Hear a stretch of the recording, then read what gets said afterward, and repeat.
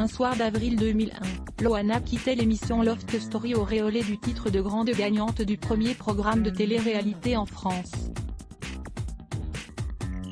Par la suite, la jeune femme d'une vingtaine d'années à l'époque va faire le tour des plateaux télé face à des animateurs qui vont s'intéresser à certains détails de sa vie. Exemple avec Thierry Ardisson qui l'a reçu un mois après sa sortie dans Sur France 2. Celui-ci va l'interroger sur son casting. La blonde à la silhouette de rêve a su taper dans l'œil de la production grâce à sa spontanéité, sa timidité et ses 140 de chi. J'y suis allée pas très sûre de moi. J'étais inquiète. La personne du casting m'a dit « T'as pas honte de venir fringuer comme ça ?» J'ai pris cela très mal alors qu'il posait cette question à tout le monde. Il m'a demandé de draguer la caméra, je ne sais pas faire ça, c'est impossible. J'ai rougi, j'ai bégayé.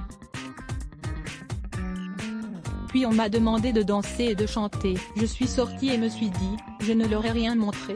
Avait-elle raconté? Elle a poursuivi en disant qu'il y a 2 femmes dans « et son corps ». La petite huître et la grande pain, a-t-elle précisé. Le public a aimé les deux. Avant, on voyait beaucoup la Loana extravertie qui dansait sur les podiums, mais on ne voyait pas l'autre, car elle était trop timide pour s'exprimer. Mais, dans le loft, on a vu qu'il y en avait une autre. Des images de cette séquence proposées par sur la chaîne Inarditube sur la plateforme YouTube. Quelques années plus tard, l'ex-candidate des Anges ou encore de la Villa des Cœurs Brisés va retrouver quelques années plus tard dans Salut les Terriens sur C8 pour évoquer ses nombreuses tentatives de suicide. À voir également, Stevie Boulet en remet une couche sur Loana et s'attaque à Afida Turner. La rédaction à lire aussi laisse bloc ADS. Why?